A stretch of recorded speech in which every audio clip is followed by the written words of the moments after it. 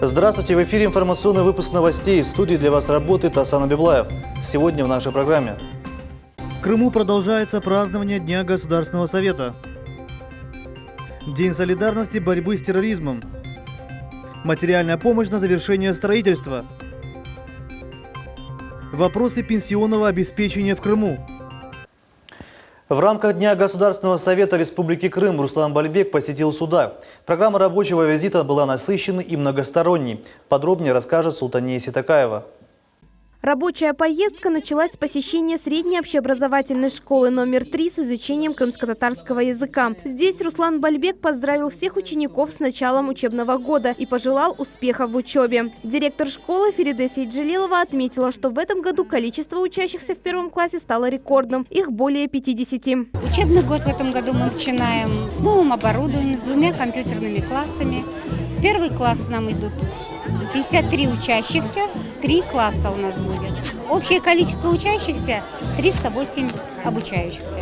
На торжественной линейке ученики выступили с творческими номерами. Поздравить учеников пришли и спортсмены Судака. Они показали мастер-классы по поднятию тяжестей.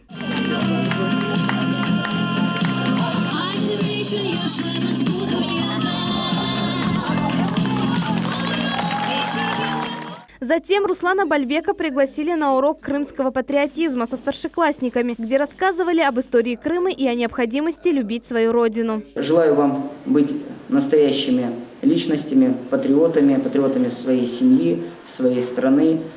Чтобы каждый человек, который соприкасается с вами, мог сказать, что это действительно настоящий человек, что он не оставит в трудную минуту, что поддержит, когда есть какие-то там трудности, и чтобы на вас равнялись и с вами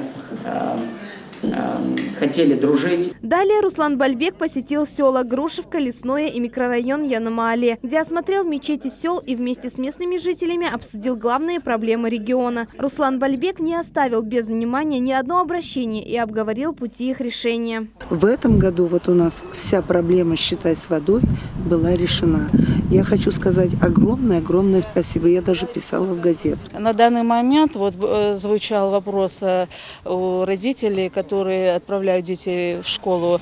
Отсутствует автобус для подвоза. И только что, конечно, нам руководство пообещало, что эта проблема решится. И мы надеемся, что эти вопросы решатся без проблем. Заведующий сектором по межнациональным отношениям Руслан Османов рассказал, что Судакский район активно развивается. Решаются проблемы газификации и водоснабжения. Полным ходом идет строительство и ремонт дорог, детских садов и школ. Сейчас Судакский район развивается в социальной сфере очень хорошо. Планируется строительство садиков. На данный момент в поселке Дачном ведется строительство модульного детского сада. Сейчас идет активная фаза газификации сел. Газ проведен в сторону села Солнечная долина, Богатовка, Прибрежная. Рабочий визит завершился встречей в администрации с интеллигенцией крымско-татарского народа.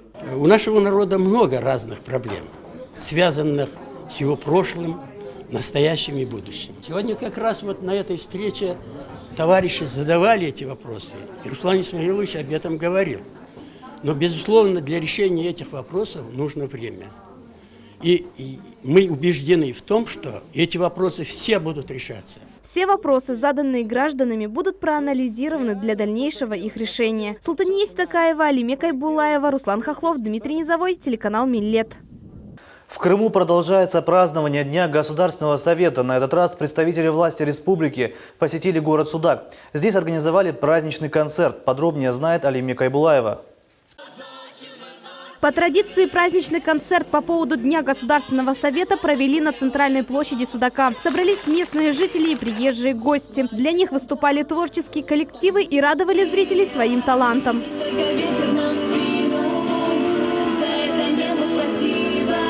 Затем на сцену с приветственной речью поднялся председатель Государственного совета Республики Крым Владимир Константинов. Он отметил, что в городе уже произошли колоссальные изменения. Проделано много работы, но еще необходимо работать над решением других вопросов и существующих проблем. Но опираясь на координацию власти с федеральными структурами, с руководством страны, с президентом страны, опираясь на вашу поддержку, на ваше терпение, нам удалось реализовать очень много, и все дела начали у нас получаться. Дела пошли по всему направлению. И сегодня, в день 1 сентября, День знаний, могу вам с уверенностью сказать, что Крым преобразуется, Крым меняется на наших с вами глазах и меняется очень быстро. На встречу к горожанам вышел и Руслан Бальбек. В словах приветствия он отметил единство крымчан, ведь уже проделано ряд сложностей и преград. Также Руслан Исмаилович отметил, что необходимо сохранить уже сложившееся межнациональное согласие и стабильность на полуострове. Только после этого процесс решения проблем жителей Крыма ускорится. Нас пытались наказать за наш выбор в пользу России. Нам устраивали водную блокаду, оставив полуостров без воды. Нам устраивали продовольственную блокаду. Впервые в истории мира, когда обесточили целый полуостров. И благодаря слаженной работе руководства Крыма, федерального центра, мы преодолели все блокады. Уверен, что межнациональное согласие и межнациональный мир, который мы достигли за 2 года, и сегодня это подтверждают и социологические исследования, это и чувствуют крымчане. Как не стало политической надстройки, которая противопоставляла крымчан, мы чувствуем вот эти изменения. И уверен, что только при консолидации общества, когда у нас действительно выстраиваются семейные отношения, возможно развитие народного хозяйства и рост экономики. Глава администрации Судака Владимир Серов поблагодарил всех, кто пришел на праздник, и отметил, что жители Судака всегда активно принимают участие во всех мероприятиях и в развитии Крыма. В 2014 году мы все вместе объединились и показали всему миру, что Крым умеет отстоять свою точку зрения. Сегодня пришло время, когда доказать еще раз всему миру, что мы были на правильном пути, что Крым – это Россия. Крым должен развиваться. Крым должен процветать. По окончании праздника представителям власти были вручены наказы от жителей о благоустройстве города. Также люди могли сфотографироваться и лично пообщаться с первыми лицами республики. Султания Истакаева, Алиме Кайбулаева, Дмитрий Низовой, Руслан Хохлов, телеканал Миллет. День Государственного совета сегодня отметили в Симферополе. Руслан Бальбек в ходе рабочего визита посетил ряд крупных и значимых объектов для города, таких как Крымгазсеть, Крымтэц, Республиканскую детскую инфекционную больницу, а также Симферопольскую кондитерскую фабрику. Подробнее смотрите завтра в информационно-аналитической программе «Едыкун». В рамках ежегодного дня солидарности борьбы с терроризмом в Государственном комитете по делам межнациональных отношений депортированных граждан Республики Крым прошел круглый стол с представителями различных национально-культурных автономий, Дома дружбы народов и Таврической академии. Памятная дата 3 сентября в России была установлена в 2005 году федеральным законом о Днях воинской славы России и связана с трагическими событиями в Беслане. По словам председателя Госкомнатса Заура Смирнова, для современного мира терроризм не имеет границ. Недавно крымчане сами ощутили такую угрозу при попытке диверсии на границе Крыма с Украиной. Мы знаем, что за этими безжалостными попытками стоит украинский режим, и мы полуостров, который совсем недавно испытал на себе энергетическую блокаду, которая подвергла риску жизни и здоровья всех крымчан. И вот, конечно же, память о таких трагедиях, она нам не только напоминает о необходимости чтить безвинных жертв, но и напоминает постоянно о том, что каждый день мы должны предпринимать все усилия, дабы такие трагедии не повторялись. Член Общественной палаты Республики Крым и Российской Федерации Иван Абашер считает, что общественность, в том числе и национально-культурные автономии, общественные организации должны сотрудничать с соответствующими органами власти, чтобы свести к нулю вероятность террористических актов на территории полуострова и России в целом. У нас в Крыму сегодня все спокойно, практически нет никаких оснований беспокоиться крымчанам о том, что есть какие-то угрозы террористических актов, но тем не менее мы должны работать над тем, чтобы предупреждать такие моменты. Почему? Потому что наши иностранные коллеги, если можно их так назвать, работают системно над тем, чтобы подрывать авторитет в Крыму и в России в целом. Во всем мире мы видим, что сегодня террористические акты проходят не только в странах СНГ, но проходят и во всем мире, в том числе и в Европе. Президент Всекрымского еврейского конгресса, заместитель председателя Черноморской ассоциации международного сотрудничества Ян Эпштейн считает, что важную роль играют международные организации общения. Сейчас объединяются международные организации в коалиции по борьбе с терроризмом. Ведущую роль в этом занимает сегодня Россия в этой борьбе. Значит, мы это знаем, потому что происходит в Сирии, потому что происходит в других регионах. Вот, что делает Россия, что делает российский президент. Значит, роль, которую сегодня Сергея Викторовича Лаврова, министра иностранных дел, это было его обращение 17 числа к Вашингтону. Председатель общественной организации Крымского центра социально-культурного развития Камиль Аметов говорит, что общественные организации должны работать в направлении толерантности, уважения к духовным и культурным традициям всех народов Крыма. В недавнем времени террористические группы людей, которые находятся за границей Крыма, делали блокаду, делали террористические акты. Это наша организация не приветствует. Тем самым они нанесли большой урон для населения Крыма, для всех крымчан. В рамках круглого стола был показан фильм, посвященный трагическим событиям в Беслане, когда боевики захватили одну из городских школ. В результате теракта погибли более 300 человек из числа заложников, из них около 200 детей. Свыше 800 человек получили ранения разной степени тяжести. Мы сами себе задавали вслух вопрос через маму: «Мама, а мы умрем?» Азамат Дзебисов. В сентябре 2004-го ему 9. Она говорила, конечно, нет, но в голове все равно появлялась мысль, что да, и ты с этим соглашался. Россия всегда была и остается многонациональной и многоконфессиональной державой, в которой живут народы с разной культурой и вероисповеданием. Они взаимно дополняют и обогащают друг друга. Айша Шулакова, Рамазан Аливапов, телеканал «Миллет». Сегодня вице-спикер Республики Крым Ремзи Ильясов провел совещание с депутатским корпусом городов и районов Республики Крым. Главной темой обсуждения стало решение комплексных и первоочередных проблем, подлежащих рассмотрению в Государственной Думе. Мероприятие проводится с целью решения в дальнейшем актуальных проблем крымско-татарского народа. Подробности знает Нариман Тарсинова. Взаимодействие Государственного совета Крыма с Федеральным собранием Российской Федерации позволит решать вопросы социально-экономического развития полуострова. В 2015 году для реализации прав граждан были приняты законопроекты, которые урегулировали многие волнующие крымчан вопросы. Мы здесь живем со всеми вместе, и нельзя никого от себя отталкивать. У нас есть какие-то специфические проблемы. Я вам показал, что руководство Республики Крым не отталкивает, в том числе и по религиозным. Вы видите, как соборная мечеть начала строиться. И вы знаете, это было принято именно руководством и поставлено, что надо строить соборную мечеть, чтобы никто больше не мог на этом спекулировать и тыкать, как говорится, пальцем, что вот там кого-то ущемляет по религиозному признаку. Нет. Все мечети открыты. Участие в выборах также позволит закрыть вопросы регистрации проживания в жилых строениях, которые расположены на садовом или дачном земельном участке, а также решить такие проблемы, как продление срока завершения приватизации жилых помещений. Если мы не покажем свою активность, мы не покажем, что мы живем в этой стране, что нас волнуют все моменты, и хорошие, и плохие жизни этой страны, и особенно нашей Родины, это Республики Крым, то мы проиграем очень много. Вам, я знаю, люди очень много обращаются. Я знаю, что многие вопросы вы не можете решить. Как вам тяжело отвечать на эти вопросы, я сам на себе это чувствую.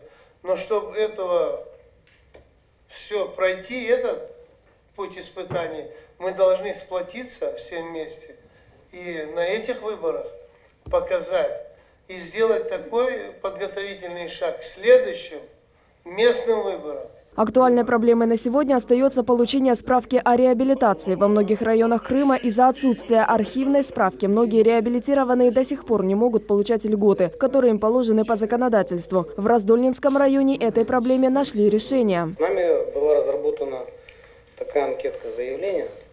Чем она проста? Вверху мы прописываем адрес архива, в шапочке, снизу прописываем адрес заявителя, и единственное, что нам нужно знать, со слов заявителя мы заполняем год его рождения и место высылки. Вот. Единственное, что нужно сделать заявителю, это отправить письмо заказным письмом с уведомлением, и в течение месяца эта архивная справочка приходит этому человеку. Впоследствии он предоставляет ее в МВД и получает справочку о реабилитации. Также есть адреса архивов. Вот. То есть мы делаем запрос частный, без МВД, и человек получает благополучно справочку о реабилитации. обращаются в Управление труда и социальной защиты населения, Пенсионный фонд, и получают все социальные выплаты. Участие в выборах в Государственную Думу позволит республике полностью интегрироваться в Российскую Федерацию, а также решить острые проблемы крымских татар, отмечает вице-спикер Крымского парламента Ремзи Ильясов. Стоять в стороне, не участвовать в выборах депутатов в Госдуму просто нельзя. Иначе какая-то реакция будет на уровне, как говорится, эмоциональном у этих депутатов такая же. Поэтому здесь действительно именно это и предполагается для того, чтобы мы могли разъяснить нашим соотечественникам, в первую очередь, необходимость, собственно, для нас лично, и второе, необходимость для того, чтобы в конце концов прекратить все эти провокации, как говорится, попытки опять создать какой-либо конфликт здесь, на какой бы это основе ни было, и поставить точку, что мы живем в Российской Федерации, и в Крыму это наша земля, наша родина, как говорится, нам здесь жить, и мы не можем стоять в стороне от решения, каких бы то ни было проблем. Все проблемы, мы должны в них участвовать. Я уже не говорю о том, что мы должны и принимать участие в управлении. Закон позволяет это делать, тем более, что есть представители и наши крымские татары, которые являются кандидатами в депутаты Государственной Думы.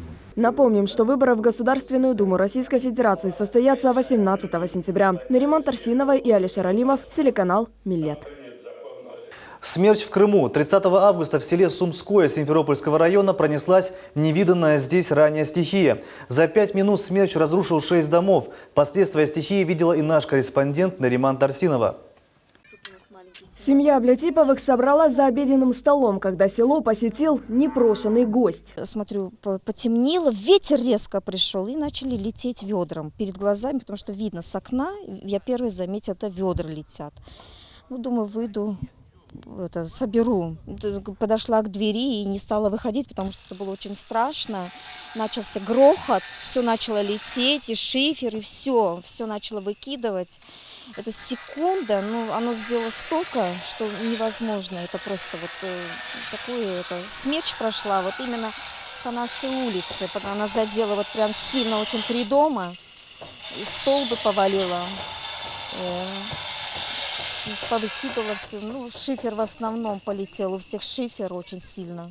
Село Сумское находится в 40 километрах от Симферополя. Основной работы здесь нет. Семья Абляцыповых, как и многие другие местные жители, занимаются производством молочных продуктов. От упавшего столба током убило бычка. Теперь из-за непогоды им придется вложить немало средств на восстановление разрушенных крыш и хлевов. К тому же недавно в доме был сделан ремонт, который пострадал из-за сильного дождя. В этой комнате очень сильно капало, текло, видно даже, где текла вода, очень с люстры прям это ручьем текло. Также в ванной тут у нас тоже текло сильно с потолка и с этого с лампочки. Именно с дырки мы ночью уже не включали нигде свет, потому что боялись, мало ли замкнет, там что-нибудь будет. И в той комнате, в основном по стенке текло. Большие убытки понесли и соседи Абляцыповых. Семья Ваитовых готовилась к важному событию – свадьбе сына, которая должна была состояться через месяц. За считанные секунды и крышу снесло, и газовые трубы все повалило. Столбы все повалило, прям на дом упал столб. Везде все под напряжением, в течение часа было. Это хорошо, слава богу, никого не задело. У соседей там скотину убило, у нас коз убило. Как сами знаете, через месяц свадьба, готовиться должны к этому, а пришлось растраты делать на дом. По моим подсчетам, только началось это все, мы только дом, а сзади сарай, оно все раскрыто. Это, я не знаю, минимум 70-80 тысяч, наверное. Это еще мы своими силами все восстанавливаем. А если нанимать рабочих, это, я не знаю, наверное, еще столько же, наверное. А материал весь дорогой. По словам очевидцев, смерч прошел только по одной улице, однако стихия задела каждый двор. Хоть и незначительный, но вред был причинен всем. Жители рады одному – обошлось без человеческих жертв. Меня тогда не было, мне рассказала мама, они проезжали на машине и смотрели. И говорили мне, что там бычок умер, и А на третьей улице там у Азиза, у него вот весь забор повалило. Я очень сильно испугалась, я смотрела ноутбук и что-то сильно подуло, потом я вышла на улицу и увидела. Но у нас не сильно был на первой улице смерч. У нас так просто метель прошла, но я очень сильно испугалась.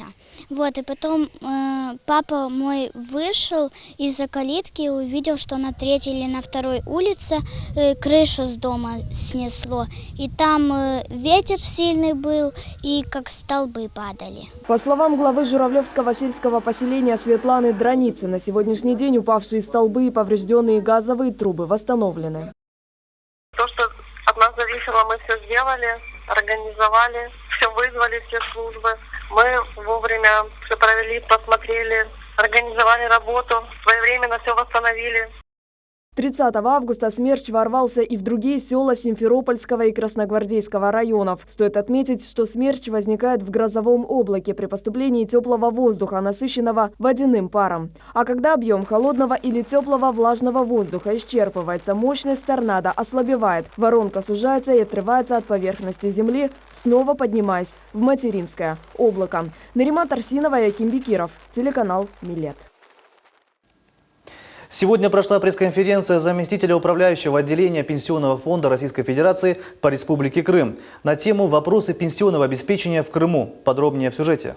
На мероприятии Людмила Попышева объяснила, кому положена единовременная компенсационная выплата в размере 5000 рублей. В первую очередь люди работающие могут контролировать, как работодатель уплачивать за них страховые взносы. Поэтому это очень важно, когда будет назначаться пенсия. Если есть какие-то нюансы, и гражданин видит, что не в полном объеме уплачиваются взносы, он может решить сразу этот вопрос с работодателем. Люди, которые уже предпенсионного возраста, они могут в личном кабинете оценить свои пенсионные права и подать электронное заявление на назначение пенсии. Ну а те, кто уже являются пенсионерами, они могут управлять своей пенсией. А также заместитель управляющего отделения Пенсионного фонда Российской Федерации по Республике Крым Людмила Попышева рассказала, каковы функции портала электронных услуг Пенсионного фонда России. Это компенсационная выплата за индексацию оставшегося периода 2016 года. И хотела бы сказать, что вообще индексация пенсий проводится с учетом роста цен, потребительских цен. Да? Но в 2016 году, вот в связи с такой сложившейся непростой экономической ситуации, у нас страховые пенсии с 1 февраля 2016 года и пенсии по государственному пенсионному обеспечению с 1 апреля 2016 года были проиндексированы на 4%. Стоит отметить, для единовременной компенсационной выплаты в размере 5000 рублей потребуется более 200 миллиардов. Данная выплата будет осуществлена всем категориям пенсионеров, в том числе и работающим. Гульнара Каримова, Умер Мустафаев, телеканал Милет. В Малом зале Крымско-Татарского академического музыкально-драматического театра состоялась презентация книг Искендера Умерова. Автор, ветеран национального движения «Крымский татар», борец за права своего народа, написал серию книг, посвященных борьбе крымско-татарского народа. В своих произведениях автор также повествует об испытаниях, которые ему пришлось пережить. Подробнее в нашем сюжете. Искендер Умеров посвятил всю жизнь борьбе за возвращение народа в Крым на родину и дальнейшее восстановление прав крымско-татарского народа. Именно эта тема стала основной идеей для написания книг. Он написал более 7 книг тиражом около 1000 каждая. По словам автора, на издание книг уже потрачено более 3 миллионов рублей. На презентацию книг пришли уважаемые люди, которые высказали слова благодарности автору. Я считаю, что он просто героическое дело сделал. Было столько судов. Он потом все их опроверг и заставил прокуроров оплатить. Платили, судился с ними. Молодец. Вот так каждый татарин не должен оставлять себя в обиде. Все книги, написанные Искендером Умеровым, должны быть презентованы в университетах. Он проделал огромную работу, подтвержденную документально. Именно то глубокое переживание нашей национальной проблемы принудило его к тому, обратиться во все архивы и собрать такие документы. Мне кажется, эти книги должны быть настольными книгами в каждой школе. Каждый молодой человек должен прочитать, чтобы поднять истинную историю крымско-татарского национального движения. Помимо того, что Эскендер Умеров ветеран национального движения, он также член общественной организации Харым Бирлиги. Многие помнят его еще из Узбекистана. Я знаю Эскендера Ага еще с 1967 года. В те годы жизнь в Геническе была очень сложной. Мы тогда помогали нашим соотечественникам. Эскендер Ага многих брал к себе на работу, платил хорошую заработную плату. В те годы он сильно помог нашему народу. И был он всегда, как говорится, человек с большой буквой. И всегда он старался помочь там по соседству, кто там где бы что-то ни случилось, радость или беда, Эскендер всегда там был рядом. Все книги автора красного цвета. Он говорит, что этот цвет символизирует его кровавые испытания. Ведь борьба за возвращение и восстановление прав крымско-татарского народа стоила ему 12 уголовных дел, общим сроком 135 лет, 4 обыска, 4 ареста, подстроенная автокатастрофа, смерть отца и сына, а также убийство его 19-летней дочери Эмине. Но он не сломался, дал себе слово, что будет бороться до последнего. Я очень рад, что пришли люди, но хотелось бы, чтобы молодое поколение посещало такие мероприятия и знало историю. Я отправил несколько книг в Республику Татарстан. Они все оценили и предложили мне совместно с ними издать энциклопедию крымских татар. Но я отказался, так как уже здоровье не позволяет, да и возможностей нет. В завершении презентации все собравшиеся сделали общее фото с Эскендер Беем. София Шукурова, Рамазан Аливапов, телеканал Миллет. Первая в истории крымско-татарская команда «Кызылташ» сыграет завтра свой дебютный матч в рамках открытого чемпионата Республики Крым по футболу сезона 2016-2017 среди мужских любительских команд. Открытый чемпионат Республики Крым по футболу стартует 3 матчами. Первые игры турнира состоятся в Красноперекопском районе, Бахчисарае и Ялте. В субботу в Крыму ожидается переменная облачность без осадков. По прогнозам гидрометцентра температура прогреется до 26 градусов. Температура морской воды составляет 24-26 градусов тепла. В восточных районах Крыма сохраняется чрезвычайная пожарная опасность. На этом наш выпуск новостей подошел к концу. Это все новости на этот час. До новых встреч в эфире. С понедельника новости для вас будет вести Нариман Тарсинова. А завтра в 20:30 о самых важных новостях недели расскажут Абдулла Джасман и Фадим Исит Мамут. Не пропустите.